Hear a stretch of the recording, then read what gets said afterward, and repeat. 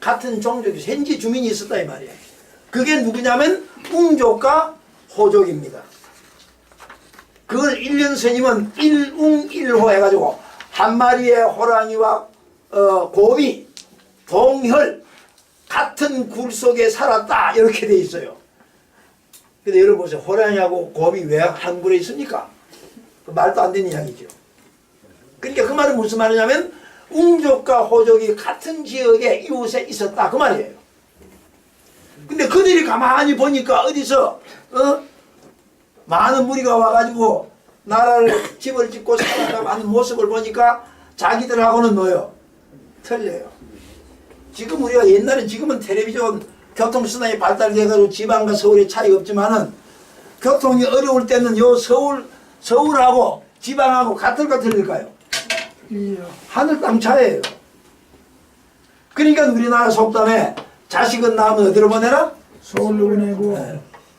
말은 나면 제주도로 보내고 그런 속담이 있었듯이 그때는 여기 현지 주민들이 보니까 여기에 문화를 가지고 온 거 아닙니까 지금?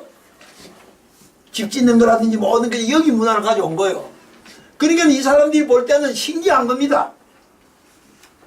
제가 고등학교 때 우리 교회 나갈 때 보니까 목사님이 미국을 갔다 왔는데 그 목사님 미국 가서 감명받은 게 여러 가지 많겠지만은 제가 기억에 남는 이야기가 우리나라는 집 안에서 48페이지 만화를 보다가도 소변 대변 마르면 어디로 갑니까? 화장실이 어디 있어요? 저 뒷간이 번쩍 들어져 있잖아요. 그런데 미국에 가니까 애들이 밖에서 놀다가 소변이나 마려우니까 어디로 뛰들어가냐면 집 안으로 뛰들어가라는 거야. 그게 그 목사는 아주 신기하게 느꼈던가 봐요. 이해됩니까? 지금 우리가 어떻습니까?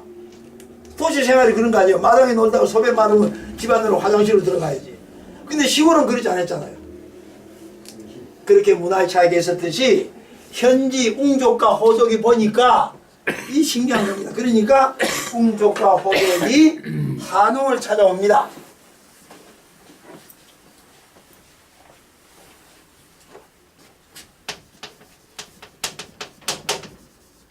웅족과 호족, 곰족, 호랑이족, 웅족과 호정이 이제 신단에 와요. 신단 앞에 와가지고 한웅에게 뭐라고 하느냐, 우리를 신시의 백성이 되게 해달라고 그래요. 신시 백성이 되게 해달라. 신계의 백성이 되게 해달라고 그래요. 신계.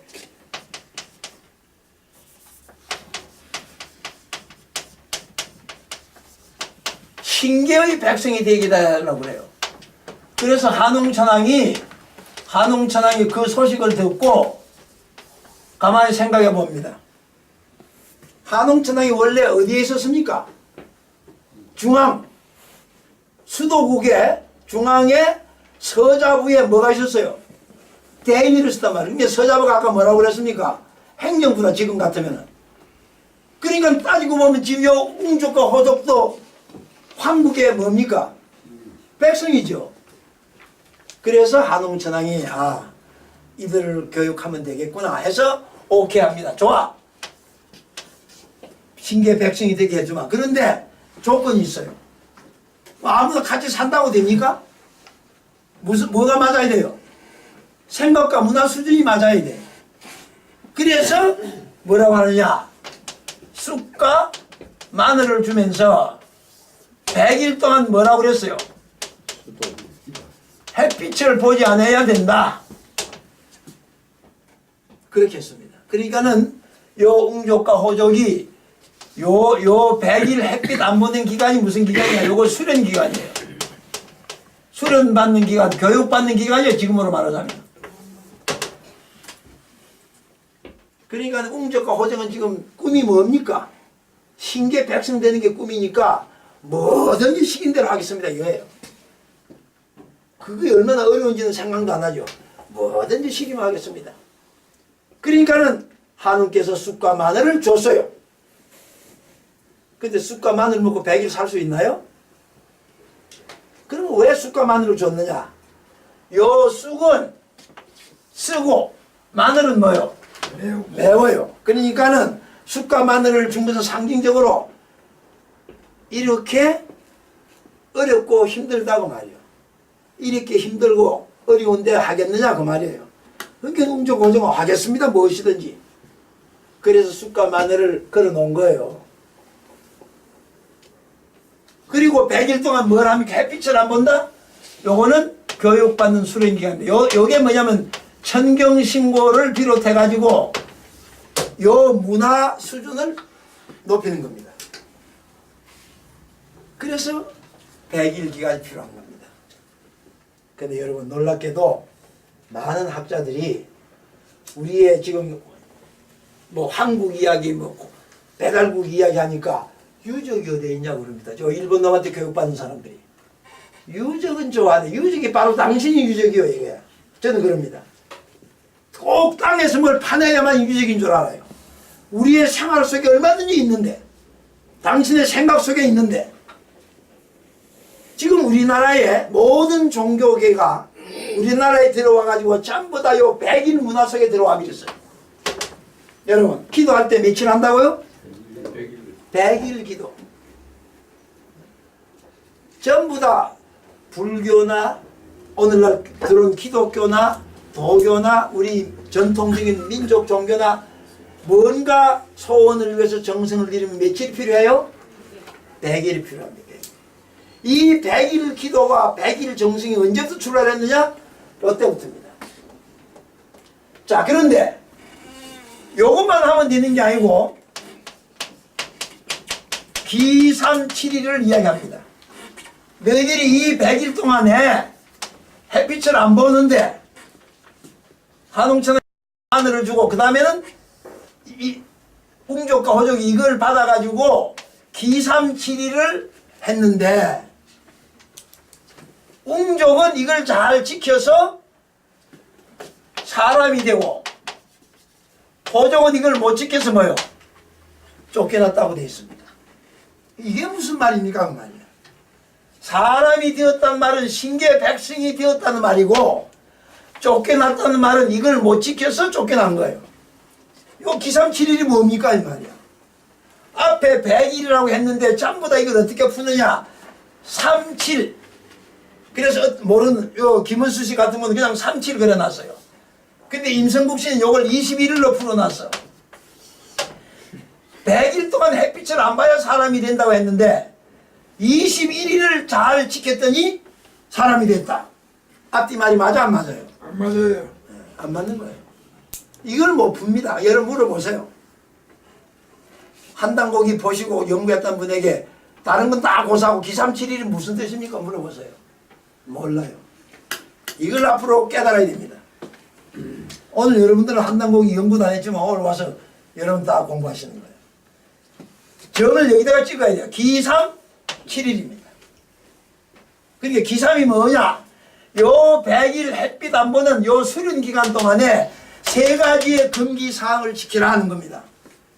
그 뜻이에요. 그럼 그게 뭐냐? 첫째로 이 100일 동안에는 고기 먹지 말고 비린 거 먹지 말아라 이거야. 두 번째로 남녀간에 살 섞지 말아라 이거야. 무슨 말인지 알죠? 남녀간에 그 기독교가 남녀간에 사랑하고 하면 안 된다고 말이야. 세 번째가 뭐냐? 싸우지 말고 죽이지 말아라 이거야. 기도하는 사람이 산에 가가지고 뱀이나 잡아먹고 토끼나 잡아먹고 그러면 기도 되겠어 안 되겠어요? 안 되지요. 또 뭐 이웃 동네 사람하고 싸움질이 나고 안 되는 거예요. 그렇기 때문에 기도하는 사람은 다구름 소리도 안 나는 곳에 가서 뭐요? 기도한다고 하잖아요? 이런 뜻입니다. 지금도 이거는 유효해. 지금도 여러분이 뭔가 100일 정성을 들이려면은 비린 거 고기 먹으면 안 돼요. 그 이제 이유는 이 다음에 또 제가 말씀드리죠. 그 다음에 남녀간에 사랑하면 안 돼요. 그 다음에 뭡니까? 싸우지 말고 죽이지 말아요. 자, 다른 것은 다 쉬운데 이 웅족과 호족이 제멋대로 살던 사람들이 이거 지키기가 쉬워 어려워요? 어려워요. 그래서 호족은 신계 백성이 되고 싶은데 이걸 지키려고 하니까 못 지키겠단 말이야. 그러니까는 신계 백성이고 나발이고 우리는 못하겠다 이거야. 그리고 도망가 버리는 걸 쫓겨난 거예요. 그리고 웅족은 끝까지 참아서 여인이 됐다. 아리따운 여인이 됐다. 이런 점에 이렇게 표현했는데 사실은 신계 백성이 되는 거예요. 그래서 웅족은 신계 백성이 되고 호족은 떨어져 나왔습니다. 그럼 뒤에 7일은 뭐냐? 요 100일 동안에 7일 동안에 여러 신에게 제사를 지내게 됐어요. 그 다음 페이지에 나와요. 한 단국이 다음 페이지에. 그래서 첫날은 하느님께, 둘째 날은 월신에게, 셋째 날은 수신에게, 넷째 날은 화신에게, 다섯째 날은 목신에게, 또 여섯째 날은 금신에게, 일곱째 날은 토신에게 이렇게 제사를 지내라고 했어요. 그 다음 페이지에 나오는데 이걸 이해를 못한 겁니다. 그래서 우리가 말하는 일월화수목금토 7요가 그때 이미 있었어요. 요 하나님이 뭐로 바뀐 겁니까? 하나님이 일로 바뀌고 일월화수목금토 이렇게 된 겁니다. 그래서 우리가 쓰고 현재 쓰고 있는 우리 생활 속에서 한웅의 유적, 한인의 유적을 우리가 다 찾아볼 수 있는 거예요. 자, 이렇게 해서 웅족이 이제 신계 백성으로 들어왔습니다. 호족은 뭐요? 쫓겨났습니다. 그러면 배달족이 숫자가 늘었나요? 줄었나요? 늘었습니다. 늘었습니다. 여기 방고가 떨어져 나간 이후에 여기 있는 현지 주민들을 포섭하게 되니까 더 늘었어, 인구가. 자, 그렇게 해서 웅족의 여인들이 신계 백성이 되고 보니까 이제 또 무슨 일이 생기느냐 하면은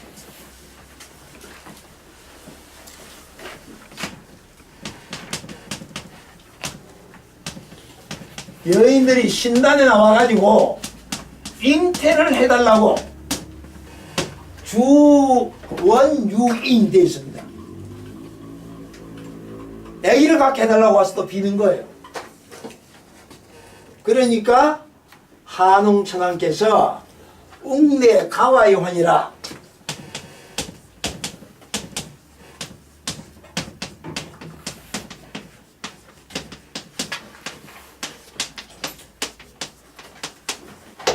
이렇게 되어 있습니다. 웅족의 여인들이 잉태해달라고 하니까 왜 그런 일이 벌어지냐면 당신은 무슨 사회를 그려서 목건사회죠. 원시사회는 목건사회입니다. 그러니까 웅족의 여인들이 고난이 있어. 그래서 여인 이야기가 자꾸 나오는 거예요. 자, 그런데 이 여인들이 신계 백성이 교육받고 다 하다 보니까 눈높이가 뭐예요? 눈높이가 높아졌어. 그러니까 아무 남자라도 남자로 안 보이는 거예요. 누구만 남자로 보여요? 한웅만 남자로 보이는 거예요. 그래서 신단에 와가지고 한웅에게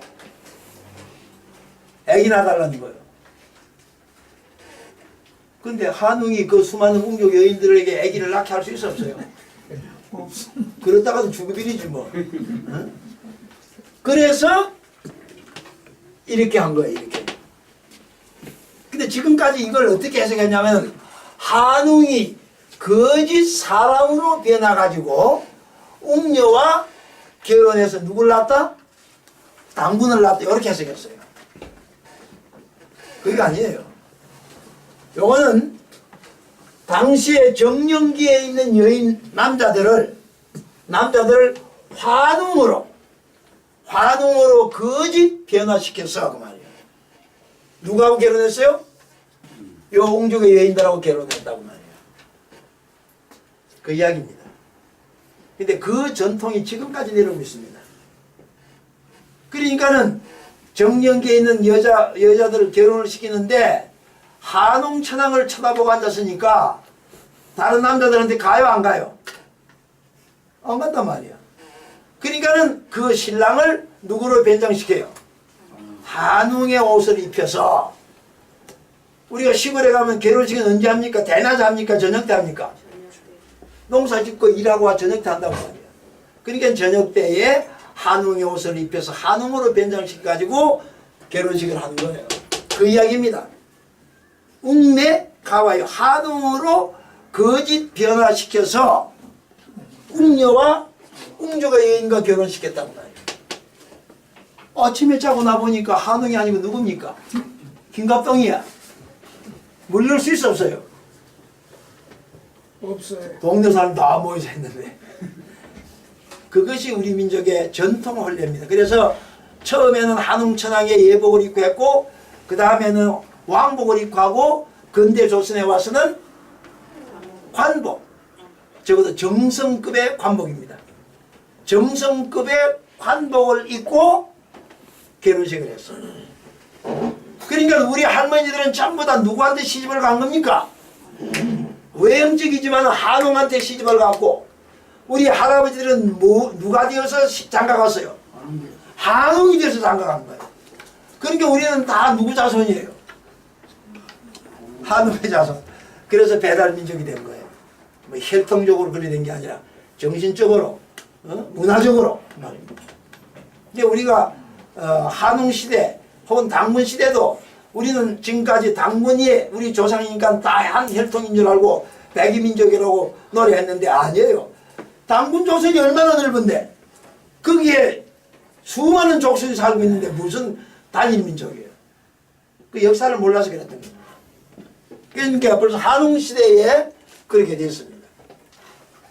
자, 그래서 이제 자손들이 번창해서 오늘까지 내려옵니다. 그래서 우리 생활 속을 살피다 보면은 이런 문제들이 많이 있습니다. 자, 그래서 이제 18대 요 도중에 이제 14대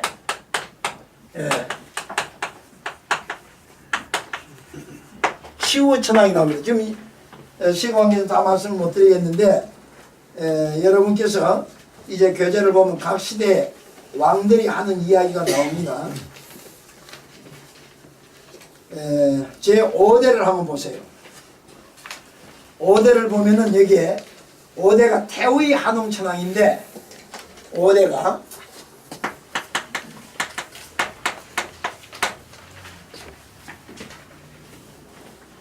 태우의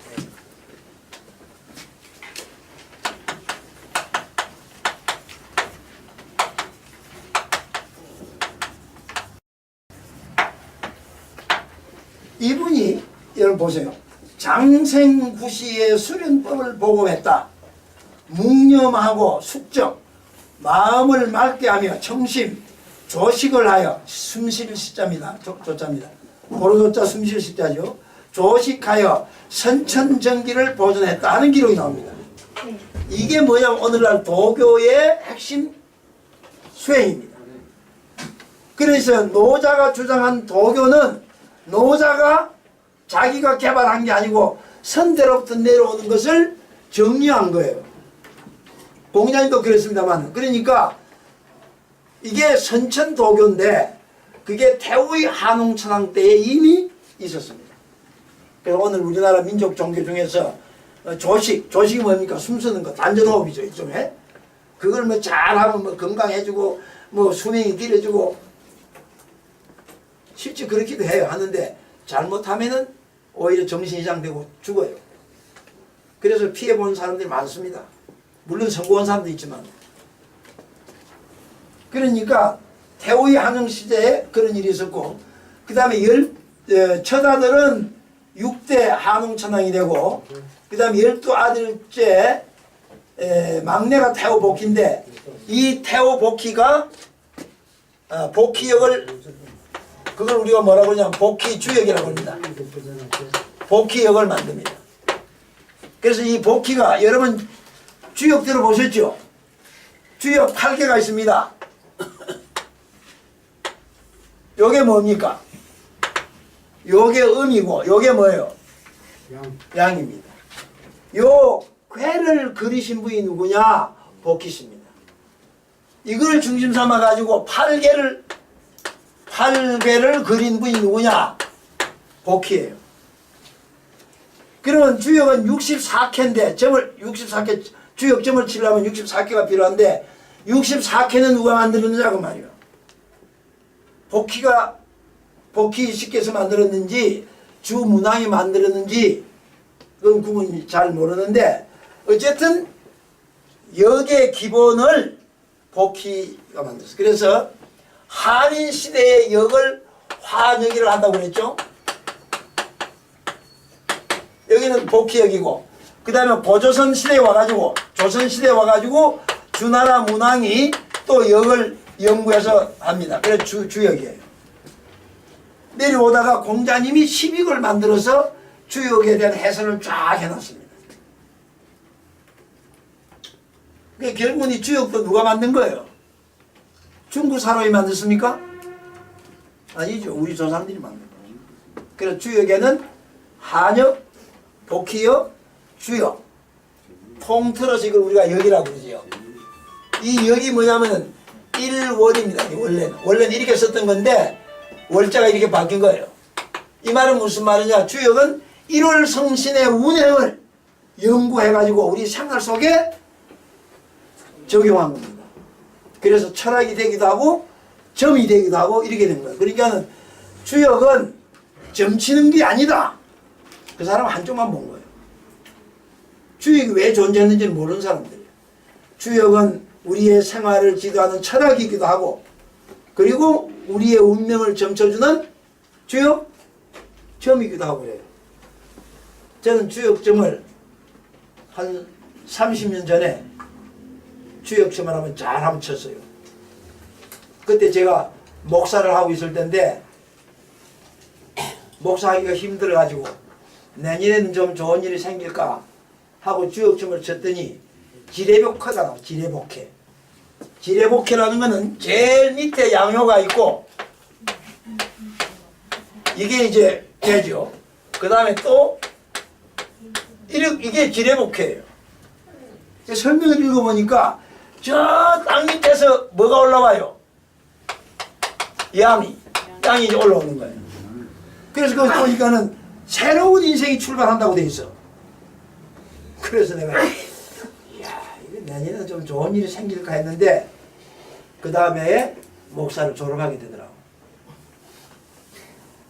그래서 10월달에 보니까 10월달에 가서 보니까 그 캐가 이해가 되는 거예요. 그래서 그때부터 이렇게 방향이 뭐예요? 이렇게 전환이 된 거예요. 그래서 오늘 여러분을 뵙게 됐습니다. 네. 자, 그래서 주역점은 대단히 중요해요. 그래서 제가 테스트를 해봤어요. 잘 점치는 분한테 가서 물어보고 우리 집사람도 또 신앙심이 대단하니까. 근데 종합해보니까 다 똑같아요. 근데 주역점이 제일 정확하다고 제가 볼 때는. 주역점은 여러분이 집에서도 칠 수 있거든. 각 본인이 다. 근데 다른 건 뭐예요? 가서 돈 주고 물어봐야지. 자, 근데 그런 주역이 이렇게 역사적으로 조상들이 만들어 놨다. 그 다음에 나머지 여러분께 쭉 좀 읽어보시기로 하고 치우천왕 때에 그분이 원래는 요 14대 치우천왕은 좌우지 한홍천왕입니다. 이분이 하도 전쟁을 잘하니까 치우천왕이라고 별명이 붙은 거예요. 치우천왕은 별명입니다. 본명은 좌우지 한홍천왕입니다. 14대. 이분이 배달국을 아주 크게 확장을 시켜놨어요. 이분이 옛날 장군들이 쓰는 이거 뭡니까? 동으로 만든 투구를 쓰고 그리고 뭐 갑옷처럼 이것도 만들고 하니까 그걸 처음 보는 사람이 그게 사람이에요? 도깨비예요? 그러니까 그 사람만 보면 다 도망가는 거야. 그래서 치우천왕에 대한 이야기가 자세히 나와 있는데 그래서 주변의 나라를 여기서부터 시작해가지고 치우천왕이 여기서 수도를 여기로 옮깁니다. 청구로. 그러다가 당군 때 여기로 올라갑니다. 근데 여기를 중심삼아가지고 요 주변을 다 뭐요? 다 배달국으로 만들어요. 그래서 배달국이 굉장히 컸는데 18대 한홍천왕이 누구냐면은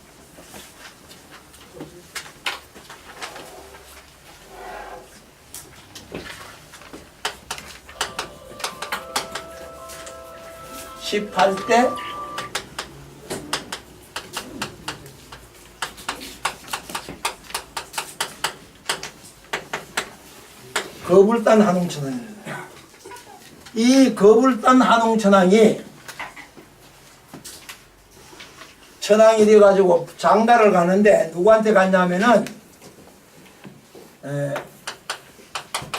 웅시족 왕검의 딸하고 결혼을 합니다.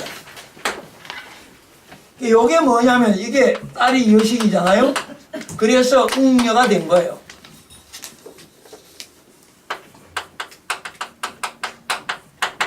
웅족의 왕, 그래 웅녀가 된 거예요.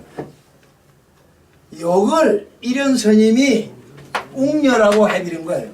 웅녀는 웅녀죠. 근데 그걸 못 푸니까 곰이 배내된 여자로 풀어드린 거예요. 여기에서 한 아들을 낳습니다. 요 아들이 자라면서 보니까 신통해요. 말하자면 신통을 해가지고 보통 분이 아닙니다. 그래서 많은 사람들이 그를 보면 두려워하면서도 존경했다고 그랬어요. 그래서 그 신통력이 하도 많으니까 14살이 되니까 요 웅시족, 그러니까 어머니의 오빠요, 오빠. 오빠가 웅시국의 왕검이 됐어요. 웅시국의 삼촌이지, 그러니까. 삼촌이 그 조카가 이렇게 신통하다는 이야기를 들으니까 그 조카가 욕심이 났습니다. 그래서 그 아들을 사돈한테 달라고 그럽니다. 그러니까 사돈이 거불단 한웅천왕이 아니 어디다 쓰려고 그러느냐. 그러니까는 우리 웅시국의 웅시국의 비왕으로 삼고 싶다 그랬어요. 그러면 이거는 비왕 뭐냐면 왕금을 돕는 말하자면 부왕이면서 큰 고을을 하나 맡아 다스리는 직함이에요. 비왕은. 부왕이 아니고 비왕이란 말이에요. 그래서 그 아들을 달라고 합니다. 그래서 그 아들을 오케이 합니다. 그래서 이 14살 된 아들이 아들 이름이 없어요. 이 아들을 데리고 가서 직함을 뭐라고 했느냐? 당군이라고 한 거예요. 그래서 이 당군은 사람 이름이 아니고 거불당 18대 거불당 한웅천왕 웅시족 왕금의 딸 어머니 사이에 태어난 이 아들이 신통방통해가지고 그분이 14살 때에 웅시국의 비왕으로 갈 때 그 직함이 당군인 거예요. 이게 당군은 사람 이름이 아니에요. 그렇게 해서 삼촌을 잘 도왔어요. 몇 년간? 24년간 삼촌을 도왔는데 어떻습니까? 신통방통하니까 그 나라 백성들의 어려운 일이 있으면 당군이 다 해결해 주는 거예요. 그리고 그 소문이 배달국에만 퍼진 게 아니고 그 이웃 나라까지 퍼졌어요. 그러니까 많은 사람들이 배달국으로 저 웅시국으로 모여 드니까 웅시국이 더 커졌어요. 그런데 어느 날 24년이 삼촌이 전쟁에 나가 죽습니다. 그러면 이 왕금에게 누가 있습니까? 아들이 있단 말이야. 그러면 그 아들이 왕금의 대를 이어야 되는데 웅시국의 모든 국인들이 혹은 백성들이 전부 다 당군을 뭐로 삼아요? 당군이 왕금이 돼야 된다. 이게 당군이. 그래서 당군을 왕금으로 추대합니다. 그래서 당군 왕금이 되었습니다. 그러니까 이 당군 왕금은 웅시족의 최고 지도자 이름이에요. 그래서 당군 왕금이 되었습니다. 그래서 당군 왕금이 되어가지고 웅시국의 최고 지도자가 된 것이 몇 살 때입니까? 38살이죠. 네. 38살 당군이 되는데 지금 아버지가 18대 배달국의 천왕인 거불단이 보니까 뭐 여러 자녀들이 있었겠죠. 있었지만은 보아하니까 이 나라를 누구한테 넘겨야 되겠어요? 당군에게 넘겨야 되겠다. 당군에게.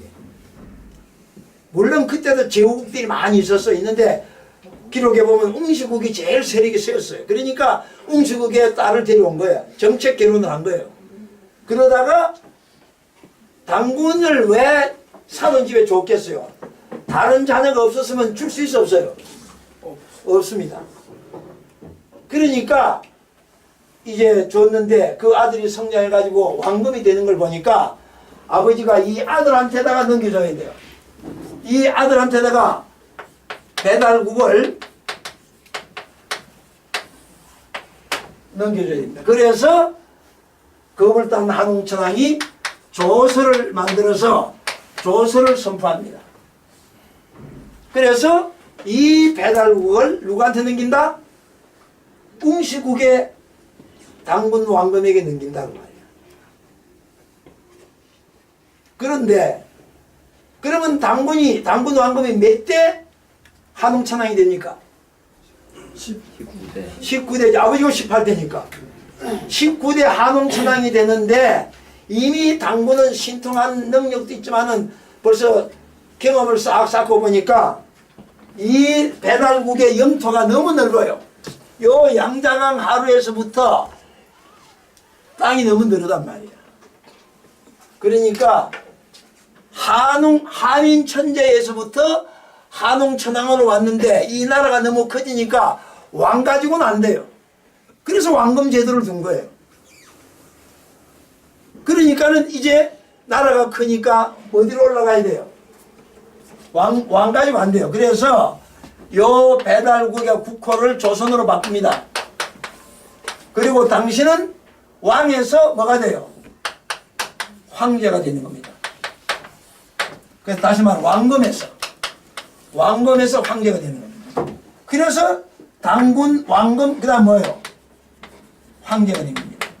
그래서 황제는 조선의 최고 지도자고 왕검은 웅시국의 최고 지도자고 당군은 웅시국의 비왕이었고 그래서 역사가 정리되는 거예요. 그래서 고조선이 이제 시작이 되는데 요 이야기는 다음 주 하느님 이야기를 끝내고 그 다음 주에 이제 조선의 이야기가 됩니다. 그래서 우리가 고자는 이런 스님이 위만조선하고 구별하기 위해서 고자를 붙였는데 조선입니다. 조선. 그러니까 우리가 역사에서 당군께서 세우신 나라는 조선이고 이성계가 세운 나라는 근대 조선이고 이렇게 구분해야 됩니다. 많은 사람들은 고조선이 왜 고자입니까? 근세조선하고 구별하기 위해서 했겠죠. 아니에요. 그때는 근세조선이 생길지 안 생길지 몰랐는데 고려시대에는. 자, 그래서 우리 민족의 찬란한 문화를 요 18대 내려오면서 한문이 언제 생겼느냐 하면은 한문이 한웅께서 배달국에 오셔가지고 그전에는 전부 다 이 말로 구전되어 왔어요. 모든 행정을 말로 이렇게 전해오니까 얼마나 불편합니까? 그래서 한웅께서 신지 혜택에게 문자를 만들어 보라. 그래서 신지 혜택이 만든 문자가 바로 녹도문이고 그게 한문의 시초가 된 겁니다. 그게 발전돼 가지고 1565년 동안에 배달국 시대 18대 내려오면서 한문이 다 완성됐어요. 그래서 우리 민족이 그동안 보면은 약 20개의 문자를 만들었습니다. 20개의 문자. 여러 가지 문자 내용이 있습니다. 자, 그래서 오늘 여기까지 해서 우리가 한웅천왕께서 저기 한국의 수도 우르고 필라국에서 떠나와 가지고 배달국을 세워서 거기서 확장되어 가지고 조선으로 넘어갈 때까지의 1565년 18대 이야기를 요약해서 말씀을 드렸습니다. 다음 시간은 하나님의 삼신과 역사의 삼성에 관한 이야기를 이제 여러분들에게 해드리겠습니다. 고맙습니다.